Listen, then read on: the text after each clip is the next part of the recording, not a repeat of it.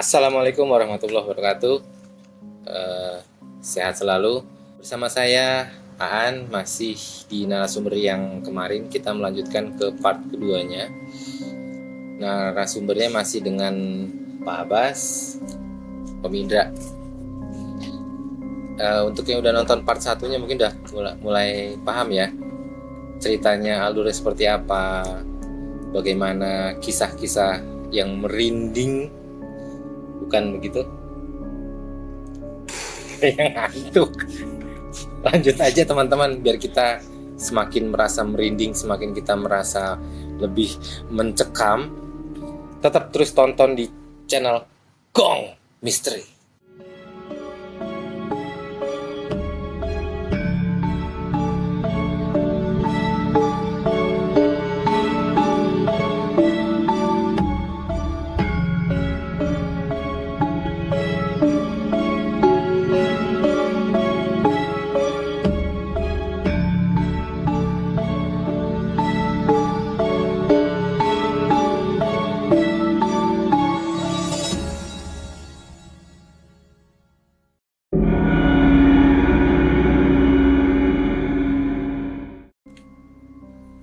Oke, Pak Abbas, kemarin kan kita cerita ya yang di villa kemarin tuh. Oh Ya, iya, yang katanya kan ada yang ketangkep kamera tuh, gambar apa yang sosok yang ketangkep foto itu. yang di kolam Ya, monggo silahkan berikan kita suasana yang lebih misteri dan merinding. Kemarin tuh cerita sampai di pas ada satu anak yang mau tenggelam itu ya. Ya. Saya mau kembali lagi dulu ke ini ya, biar Oke, siap. biar lebih masuk. Ngopi dulu. Ngopi. Om Indra nggak ngopi dulu? Ngopi dulu lah. Ngopi lah Ngopi dikit dulu. itu minum. Tuh, ngopi tuh. Mata turun banget ini. Om Indra ayo ngopi. Iya. Jangan malu-malu, nggak apa-apa. Ayo. Jangan. Teman-teman ngopi dulu. Jangan. Habis. Rasanya kopi ya. Jadi pada cerita sebelumnya itu saya menceritakan kejadian di Villa. Kolam renang. pagi menjelang siang itu di kolam renang. Jadi saat itu kan kemarin saya sampai di ada satu anak yang mau tenggelam. Jadi memang situasinya kolam renangnya itu memang bertingkat, tapi bukan tangga. Dia menurun dari agak dangkal, terus sedang, terus baru agak dalam. Jadi kalau untuk di bawah 10 tahun itu yang paling dalam itu pasti bisa tenggelam memang, karena melebihi dari tinggi anaknya. Nah, kemarin itu kan pas kejadian waktu dia terpeleset masuk itu sampai Itu kelelep. kelelep. Nah, teman-temannya, anak-anak yang lain itu manggil kita. Kebetulan saya sama teman-teman itu, nah, bapak-bapak itu ada di pinggir kolam lagi ngopi, saya ngobrol. Nggak tahu kenapa, apa memang karena saking asiknya ngobrol sampai nggak tahu dipanggil. Ya, cuma memang agak aneh karena anak-anak sendiri tuh sampai bilang, om gimana sih, orang udah diteriakin kok nggak ada yang sampai pada denger gitu. Jadi kita sadar itu setelah anak itu ada yang narik, udah ditarik gitu, sama ada kakak-kakaknya yang usianya lebih dewasa itu ditarik sampai pinggir. Yang kemarin sempat saya ceritain juga, sampai dipukul sampai udah keluar air dari mulut sama hidungnya itu. Sudah dibawalah ke atas. Tapi kita bawa-bapak ini sampai masih bingung, kok kita nggak sampai ada yang denger ya gitu. Nah, sampai kita juga nggak enak sama orang tuanya, sama mamanya, sampai sempet dimarahin juga. Lu gimana sih pada gitu kan, nggak jagain anak-anak, kan kalian pada di kolam gitu. Ya maaf, emang kita nggak denger gitu. Udah singkat cerita, cuman anak-anak yang lain yang namanya baru mulai pada main air, masih lanjut main air. Tapi nggak lama setelah itu kita ikutin, ya udah yuk kita mau jalan, mau pergi Ya. Kita mau jalan, mau pergi. Jadi singkat cerita, di hari pertama itu siang ya, karena malamnya kita udah ngalamin, di malamnya banyak kejadian aneh yang saya ceritakan di awal itu. Jadi kita rencana mau pergilah keluar Ya, jangan dari naik ke atas villa itu, dulu. tapi kita masih 1 malam lagi di situ. Akhirnya kita itu pada selesai mandi, bersih lagi, ganti baju segala macam. Saya balik masak untuk makan dulu nih sebelum kita berangkat. Udah itu nggak ada masalah apa sih, cuma makan segala macam. Terus tapi semuanya merasa pengen buru-buru keluar dari situ. Terus saya masak, terus ada yang kurang gitu loh. Saya harus beli ke warung ke depan. Jadi sebenarnya villanya itu masih daerah, ada permukiman di situ dan ada warung. Jadi keluar gerbang itu ada warung. Saya beli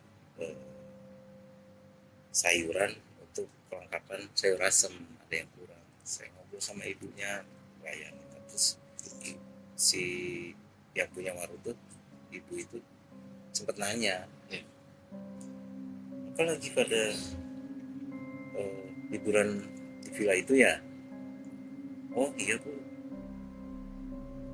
sama keluarga ya Pak? Iya, sama teman-teman kantor, sama keluarganya gitu. Tapi dilihat dari gelagat sama bahasa yang disampaikan, saya agak curiga, seperti ada sesuatu yang Disembunyikan. Tapi nggak tahu kenapa saya juga nggak berani buat Nanya. bertanya gitu. Jadi udah tuh, singkat cerita, saya selesai belanja, saya balik ke villa. Pas udah di villa saya baru, kenapa nggak nanya gitu. Ya udahlah gitu kan. Terus saya lanjut. Nah, cerita kita makan bersama, udah kita berangkat. Nah, di awal kan saya cerita saya ikut mobil temen tuh. Ya. Yang saya udah ceritakan, dia bilang itu dia udah free nih, udah bebas nih, bisa 2 malam. Nah, pas perjalanan mau ke atas itu di mobil, dia ngomong ke saya, terus kayaknya saya nggak nyampe besok deh, tapi nanti pulang dari sini saya pulang. Dia bilang, kenapa? Kan kemarin lu bilang free. Udah, kayaknya saya pulang dari ini, soalnya nanyain gini gitu. Alasannya begitu. Cuman kan saya nggak mau terlalu detail nanya. Saya pikir urusan keluarga. Tapi dalam hati saya mikir, nih anak kenapa? Jangan-jangan takut dengan kejadian yang kita alami sebelumnya di villa itu. Karena kita berangkat juga udah siang tuh, bergerak naik ke atas. Sampai atas, makin lama makin padat.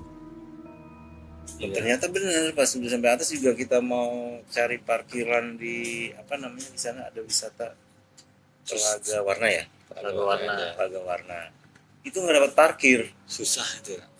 Nggak dapat parkir. Akhirnya kita makin maju lagi, malah nggak bisa balik udah.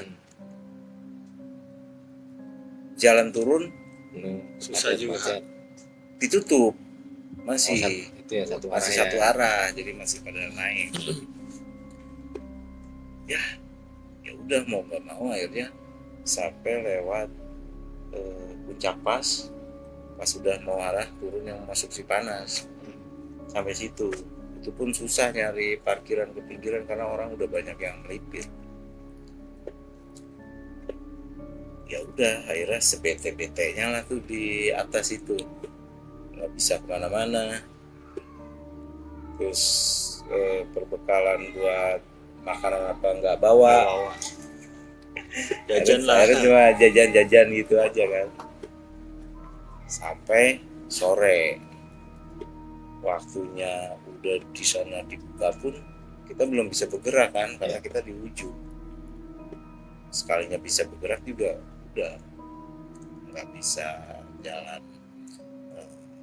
Ada kan padat merayap. Ini benar-benar berapa menit baru bergerak. Ya paling hitungan meter udah berhenti lagi sekian menit. Singkat cerita sampai balik ke villa lagi tuh lewatin hujan tuh kan. Pas jalan tuh hujan.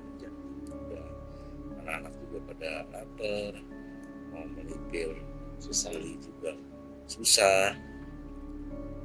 Akhirnya udah terus tancap gas balik ke villa.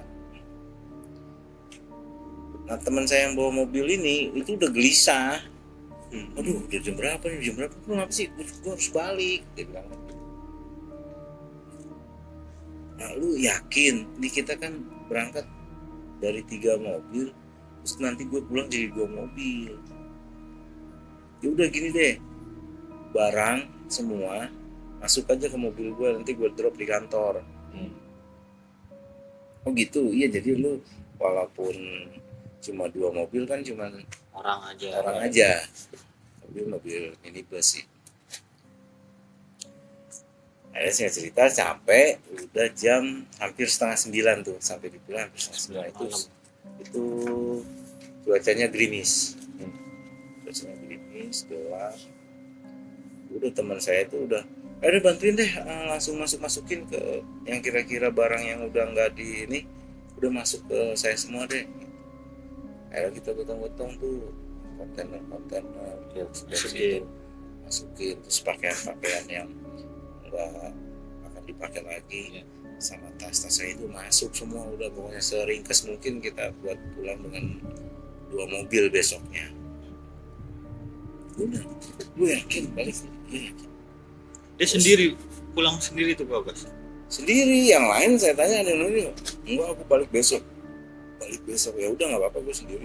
Tapi sempat curiga nggak kenapa dia minta balik duluan, apa emang udah kerasa gitu ada yang nggak beres tapi dia nggak bilang gitu? Nggak curiga. Iya, dia cuma alasan keluarga. Tapi pas kita lagi beres-beresin barang-barang ke dalam Ke mobil dia. Nah, terus dia nyopotin kaca tengah mobil. Spion yang di tengah mobil itu ke belakang. Lu ngapain? Bisa dilepas aja. Ya lepas ah. Kenapa? Iseng gue. Soalnya bawa sendiri. Bilangnya gitu. Kan gue pasti bakal ngeliat kaca itu. Takut ya. Berarti lu takut gitu kan, cita-cita. Udah aku pokoknya balik Tuh dia. Ya balik dengan kondisi mobil itu kaca tengahnya dilepas. Udah itu kan udah standar keamanan ya kan. Iya, dia ngeliat. Bahaya tahu gitu kan. Enggak, lebih bahaya lagi kalau ini tetap ada, dibilang gitu. Iya bisa jadi. Cerita udah saya tuh balik, udah tinggal kita udah mau. Jadi malam itu nggak ada yang bisa tidur selain anak-anak ngumpul di ruang bawah itu. Iya. Di ruang TV. Rame-rame. TV juga disetel kan nggak bisa ternyata. Tapi ada gangguan Bagas di malam itu. Di malam itu ya pada ngerasa nggak tenang, sampai saya pun gitu. Akhirnya handphone itu pada disetelin sholawatan. Oh, murotal gitu. Ya saya nyetel murotal, temennya nyetel salawatan, udah manteng aja tuh. Berharap Gak ada gangguan. ketemu pagi, Oh. ketemu pagi gitu.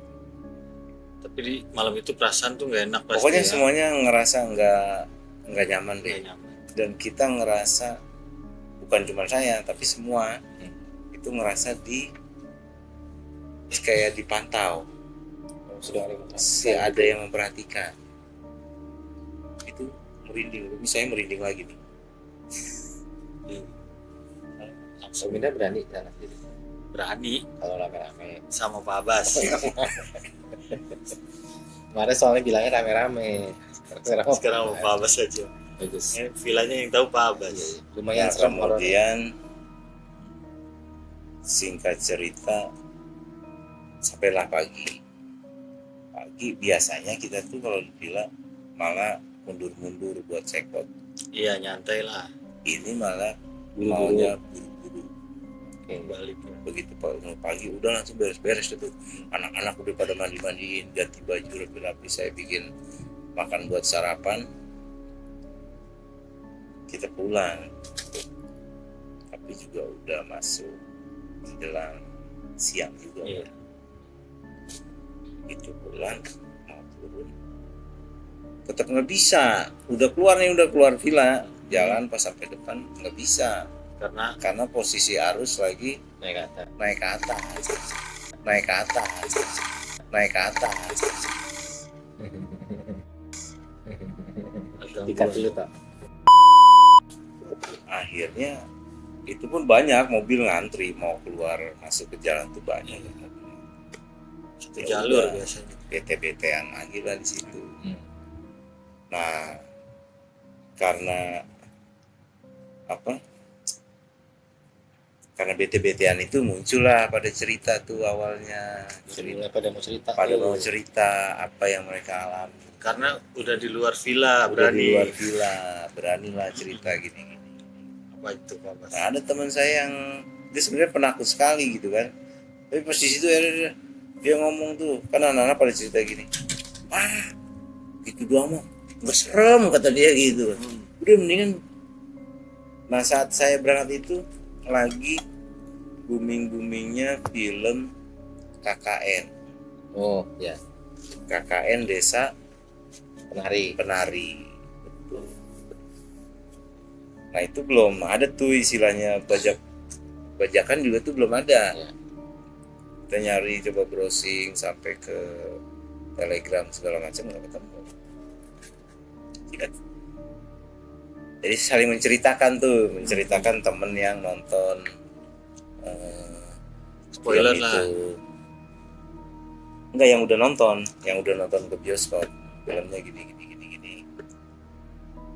Temennya ada yang kesurupan lah pada saat nonton segala macam lah. Nah teman saya yang penakut, saya nggak tahu apa dia nutupin rasa takutnya atau apa, dia bilang, itu mah cuma settingan segala macam, mau nggak ada serem-seremnya Kata dia. Oh. yang kita balik lagi ke villa kata dia gitu kan. Ngomong gitu dia. Iya, balik lagi ke villa nyari yang serem lagi kata. Tapi temannya Pak Abbas nih yang takut itu tidurnya dia bisa sendiri gitu, berani. Apa Justru tidurnya? itu dia nggak bisa tidur. Takut pas di malam kedua itu kan kita karena udah ngantuk juga kan, berusaha untuk tidur. Nah istri saya tuh di ruang TV itu gelaran, keluar juga beberapa orang. Nah ini dia Temennya Pak Abbas. orangnya kebetulan kecil, badannya kecil. Nah tiba-tiba tuh dia tidur di antara saya sama istri saya. Tengah-tengah Di nyempil. tengah-tengah nyempil.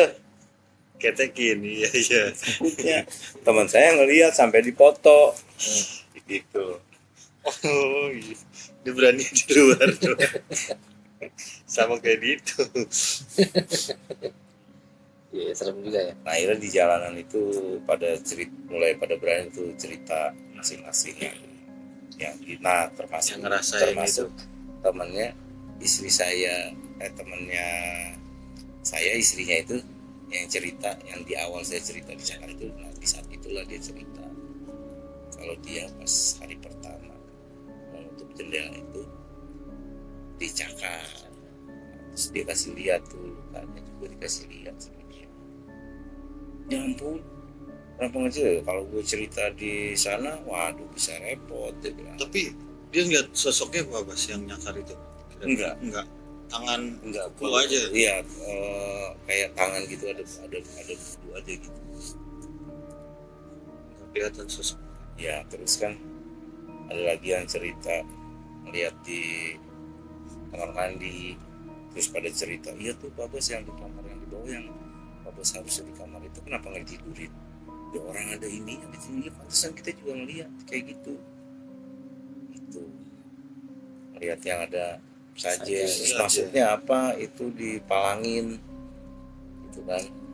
Kayak nggak boleh di. Atau saya tanya, lu pada duduk yang di kursi goyang yang di luar itu enggak, yang di balkon itu enggak? Iya gue duduk, tapi enggak enak.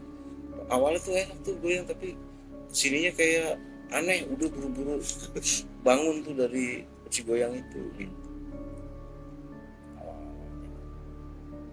Terus saya ceritain soal yang ada gerbang yang menuju ke kali itu. Saya baru ceritain yang temen nyusul itu, tapi kan dia nggak lama ya kan pulang. Oh iya. Saya cerita, jadi tuh pasan tentu waktu datang sini tuh awal kan mau nyusul kalian tuh pada ke bawah, tapi yang dia lihat di bawah itu ada gerbang, seperti gerbang. ada gerbang seperti gerbang ke dunia lain lah. Dia telusuri jalan itu, dia ketemu banyak seperti banyak orang, tapi dia yakin itu bukan manusia gitu. Sampai akhirnya dia minta permisi mau jalan, tapi yang di situ jawab ngasih jalan silahkan, tapi nanti kalau pas kembali harus ada yang ditinggal. Dan akhirnya dia balik lagi, makanya nggak ketemu kalian ke bawah. Oh, dia langsung pulang juga. Ya dia balik ke situ, terus memang dia waktu dari awalnya pas di kantor juga mungkin gue nanti nyusul, tapi gue ini paling sebentar. Ada lagi Pak Bos yang cerita. Nah jadi saya ceritain itu, udah tuh singkat cerita akhirnya kita jalan tuh pulang lah. Ya. Terus sampai juga akhirnya sampai Jakarta tuh udah maghrib lewat sedikit, Sampai sampai Depok ke kantor Kantor di Jakarta apa kantor yang di Depok? kantor di Depok. Depok dari Jakarta kan? Kantor Depok. ya lewatin Jakarta kali lewatin Mas. Jakarta, tapi muter lah. Nah akhirnya sampai kantor itu kebetulan kita Soalnya saya merinding. ada Serem juga ini. sosok parkirannya itu, kita kantor tuh di atas. Oh yang ngatur Pak Bos di Depok ini ya? Iya, adanya di P15, jadi naik turun ke atas. Kita sudah tuh, kita belum mobil sampai udah turun. Nah terus ada orang kan yang standby di kantor. Nah kebetulan satu orang itu ada, dia yang saya pernah cerita juga, dia tuh bisa melihat, punya kelebihan lah. Iya. Nah, pas kita udah pada turun dari mobil terus pada istirahat, dia nanya sama teman saya, jadi kan ada bangku tuh. Iya. Itu siapa yang duduk sama itu, keluarganya siapa gitu. Mana maksud siapa, dia duduk sendiri gitu. Oh yang bener Pandi, enggak udah kayak gitu pas dibilang gitu. Yang dia lihat apa Pak Bos? Cewek? Perempuan Oh, pakai baju putih. Tapi yang sama keluarga itu nggak ngerasa kalau ada perempuan itu di sini? enggak enggak. ngerasa. Bang Pandi doang yang lihat tuh, yang Iya, bisa melihat itu. bisa ngeliat itu. Dan terus dia lihat kita nih yang baru datang itu agak aneh dia ngeliatnya. Kayak dia lihat istri saya itu ada binatang di pundaknya, kayak seekor musang gitu lah. Itu entah apa gitu kan, yang lihat kesimpo bawa musang gitu. Tapi istri rasa emang nggak ada apa-apa ya, Enggak ada apa-apa cuma sih. kelihatan Bang Pandi itu digendong sama Iya, istrinya Pak dia ada di pundaknya. Dan ya akhirnya teman saya nganterin lah, yang punya mobil satu ini dia nganterin keluarga teman saya yang tinggalnya di daerah Pitara, Depok.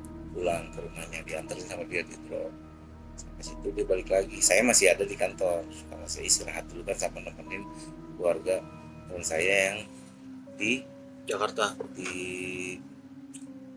Pisangan. Nah yang lain yang kayak cewek-cewek itu udah pada ada yang jemput, udah pulang lah, tinggal saya sama keluarga itu, keluarga teman saya yang di Pisangan. Akhirnya yang dari Bitara nyampe, akhirnya dibawa pulang lah sama Pisangan, baru saya pulang. Saya juga ikut pulang keluarga. Nah pas saya udah sampai di rumah, kan kita bikin grup tuh untuk yang pergi jalan itu. Teman saya yang udah diantarin di Bitara, yang itu yang anaknya mau tenggelam itu, anaknya mau tenggelam. Pas saya udah sampai di rumah, dia kan udah sampai duluan. Dia kirim lah foto yang di kolam renang. Ini pas gue lihat foto, pas gue zoom, ini ada beginian, dia bilang gitu. Dikirim tuh di grup, dia kasih komen seperti itu. Pas kita lihat, ya Allah, astagfirullahaladzim, apaan itu gitu kan. Jelas ya Pak? Iya, gambarnya itu jadi seperti setengah badan. Jadi ini rambut panjang, terus mata hitam, rambut panjang itu setengah badan sini putih gitu. Jadi kalau disilahin seperti apa, punyang, seperti itu. Kita kan pada nyebut tuh, pada ketakutan juga jadinya pas ngeliat foto itu, gini. Tidak lama kemudian, terus kan udah makin malam. Terus dia WA-an tuh apa yang dia rasa di rumah saat itu yang di Bitara ini. Itu pun dia yang kakinya sakit itu, yang seperti kita pegang dia teriak-teriak. Nah dia ngerasa di rumah itu nggak enak hawanya, perasaannya nggak enak, gelisah. Kayak lagu resah dan gelisah. Akhirnya dia nelpon lah ke salah satu teman saya. Jadi ini saya cerita ini berdasarkan besoknya cerita itu udah terkumpul lah, udah terkumpul lah. Jadi saya ceritakan. Jadi dia nelpon temen saya, masih tahu kalau nih gue ngerasa begini yang tadi gue omongin udah tuh di grup ini gimana ya, gue takut. Oh ya udah Mbak, coba saya minta tolong ke Pandi atau yang bisa ya, atau ya. Mbak Meta juga ngubungin ke Pandi, minta tolong coba dilihat. Telepon lah, udah diomongin bla bla bla bla. Pandi coba nerawang nih, lihat dari jauh. Ternyata, oh iya nih, tapi saya nggak bisa. Kalau dari sini, saya harus ke sana. Ada yang bisa nggak jemput saya? Kata Pandi. Akhirnya sama teman saya lah jemput nih ke kantor. Jadi kebetulan Pandi itu dia belum lama kerja di tempat saya, belum punya tempat tinggal. Akhirnya dikasih izin sama pimpinan itu, ya udah kamu sekalian jagain sampai kamu dapat tempat tinggal kontrakan di sini, kamu tinggal aja di kantor. Dia tuh dari Garut. Akhirnya dijemput sama teman saya si Udo, itu dijemput itu udah jam 2 malam. udah jam 2 pagi. Waktu dijemput, dibawalah ke Bintara. Nah, posisi tempat tinggalnya itu dia di gang. Terus kalau mau masuk ke rumah ada repot tuh, jadi dia parkir ke seberangnya, parkir motor, pas parkir motor, pasang. Yang mana rumahnya tuh? Sebentar gitu ceritanya. Dia ngelihat sosok yang lain itu lagi mantau di rumah itu. Jadi waktu motor sampai itu Bu Meta itu keluar sama suaminya. Nah, pas dia mau nyamperin itu dia lihat ada sosok yang lagi merhatiin teman saya itu sama rumahnya itu. Sosoknya yang lihat di kantor Pak Abbas itu. Nah, ini yang saya lihat tadi di kantor. Kan ditahan tuh sih, kenapa? Nah, ini yang tadi saya lihat di kantor ada. Saya bilang gitu. Udah di sini. Akhirnya begitu. Tadi maju, makhluk tersebut masuk ke dalam rumah. Masuk ke dalam. Jadi kan Bu Meta sama suaminya keluar gitu kebuka, masuk. Itu masuk ke dalam. Akhirnya udah ngomong kan dibilang, Bu, saya izin boleh ritual di kamar gitu. Oh ya udah silakan ya, Pak. Saya butuh sesuatu. Dia minta lupa Nyari dupa ya. karena udah jam segitu kan susah juga kan. Iya. Tapi kebetulan Bu Meta ingat, oh ya di kantor ada, kayaknya pernah dibeli. Akhirnya teman saya sih udah balik lagi ke kantor buat nyari itu lupa sama suaminya, berdua ditemenin sama suaminya teman saya itu kantor lah buat ngambil lupa, ditemenin tuh sama security, dapet balik. Udah Andi itu akhirnya melakukan ritual di kamar. Akhirnya bisa tuh komunikasi di apa, dimintalah untuk tidak mengganggu dan diminta untuk kembali. Tapi makhluk tersebut menolak, dia nggak mau, dia suka. Jadi ada sesuatu di teman saya ini, dia ada tanam sesuatu. Jadi ya maaf ya. Jadi makhluk ini suka. Ada menarik lah. Ada yang bikin dia tertarik. Oh nggak bisa. Teman saya membantah, nggak bisa. Kamu mau saya paksa, apa mau pulang sendiri? Ditantang sama teman saya. Nah akhirnya terjadi debat tuh. Terus debat. Nah akhirnya mau ngalah nih, si makhluk itu mau ngalah, tapi dia ngancem. Intinya istilah kasarnya ini dia menyatakan, ya udah oke, gua akan balik, tapi kalau sampai ke sana lagi harus benar-benar ada yang ditinggal, akan ada yang saya ambil. Kata si makhluk itu sama si Pak Andi, yang pentingnya ini pergi deh, disanggupin lah sama Pak Andi.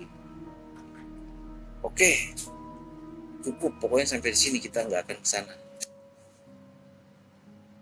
Kalau memang kita ke sana silahkan. Akhirnya singkat cerita sampai pagi itu, sampai subuh akhirnya cerita udah tenang, pulang lah, udah aman gitu. Besoknya aman. Menurut Pandi udah aman. Ya cuman kan orang yang ngerasa diawasin itu kayaknya tetap ngerasa nggak tenang kan. Akhirnya dikasih suruh sholat, suruh baca ini segala macam biar lebih tenang. Dan nih saya cerita besoknya hari masuk kerja. Nah, saya datang biasa pagi pagi kantor, ada ke ruangan kayak 15 itu di pojok tempat kita base camp lah, tempat kita istirahat, tempat kita ngopi. Saya masuk situ, kok beda awaknya dengan hari-hari sebelumnya. Saya baru masuk aja tuh langsung merinding. Kenapa ya? Terus iseng gitu. bawaannya iseng gitu. Beda dengan saya biasanya biasa-biasa aja.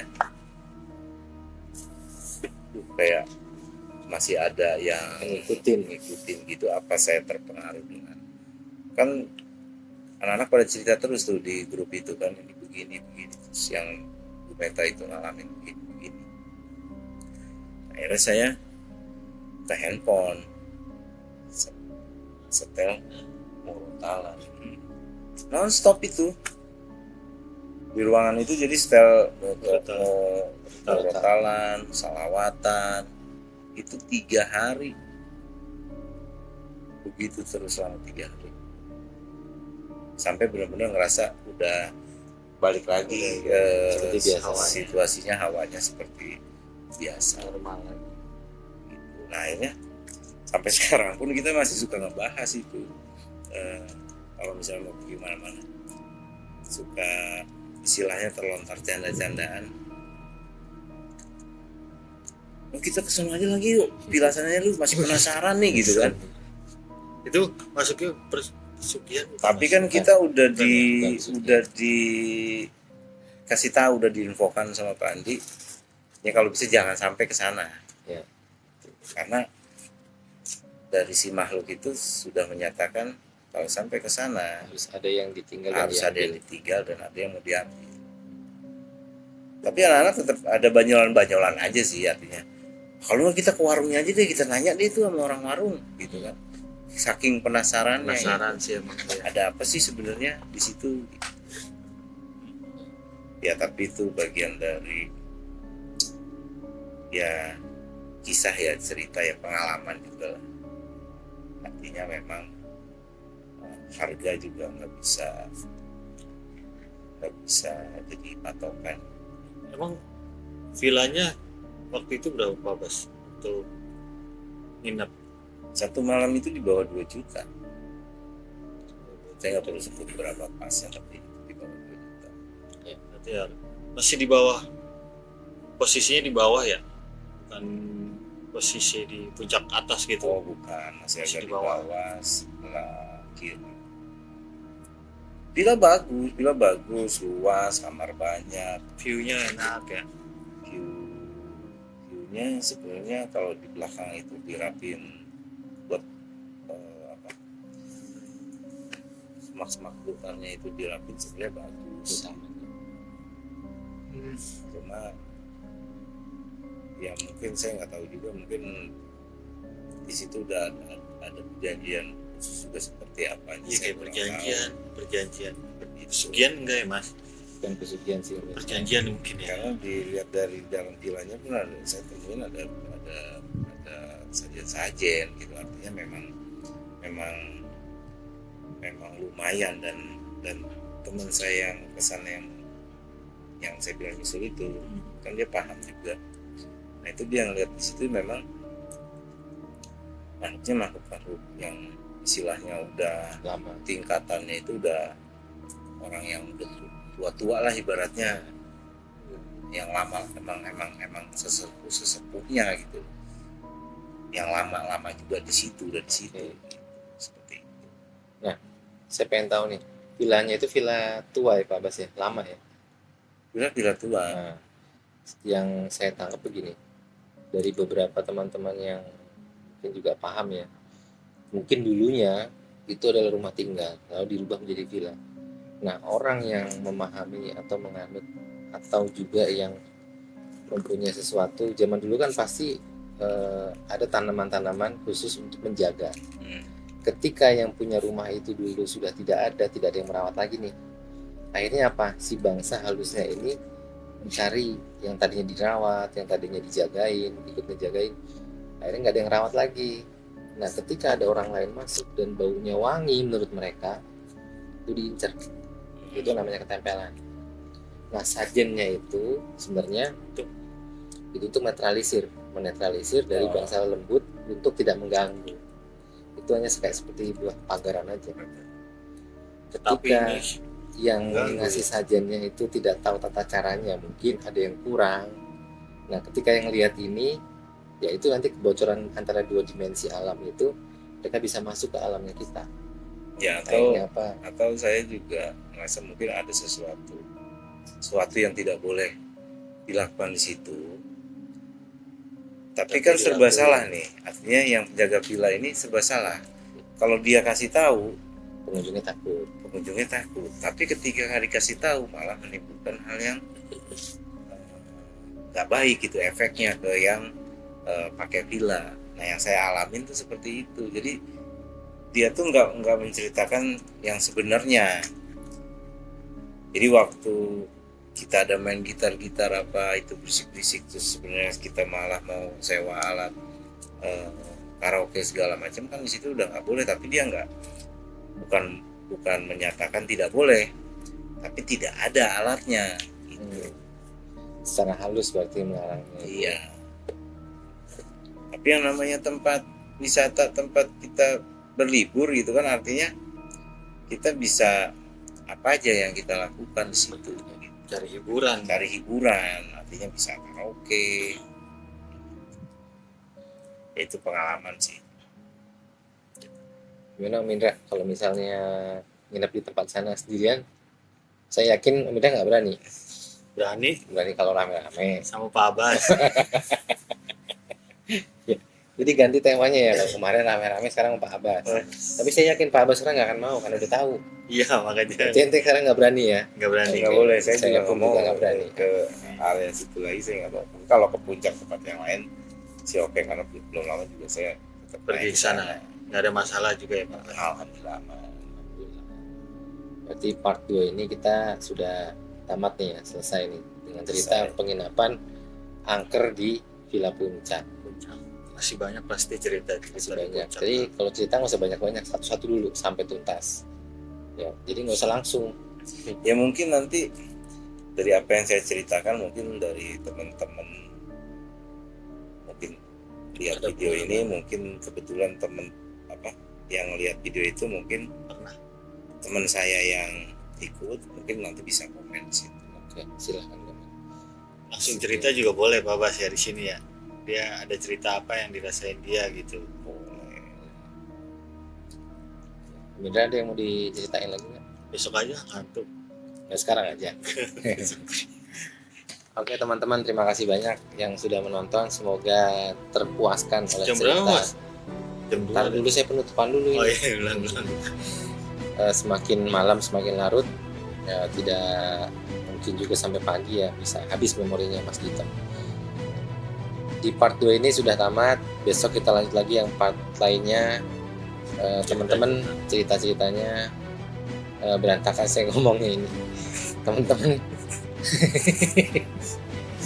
terima kasih banyak sudah mengikuti channel Dong Misteri. Kalau pengen cerita atau sharing boleh nanti Mas Dito lampirkan lagi nomor teleponnya, bisa di WhatsApp saya. Nanti biar kita tampilkan ceritanya, kita ulas di sini. Terima kasih banyak untuk narasumber Pak Abbas yang dari part 1 dan sebelumnya juga pernah cerita, Om Indra juga, Mas Dito yang sudah mengedit semuanya. Tetap di channel Gong Misteri. Jangan lupa subscribe, like, share, and comment. Oke. Dah.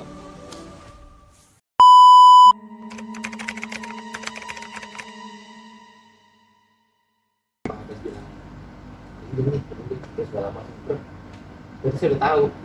Itu disenggol nanti. Senggol, dia udah mati. Kita cuma gitu loh. Saya cek tadi ini saya masukin kulkas. Jadi kita kan mau ngasih tahu juga, artinya mereka tuh ada. Berarti disenggol dong. Senggol. Oh, Saya merinding tadi. Merinding, pas merinding saya merinding. Lama ini jatuh. Udah. Tadi kan saya takutnya kalau pasti bilang wah senggol segala macam. Takutnya jadi kita nggak konsen. Kalau udah kayak gini kan kita tutup aja.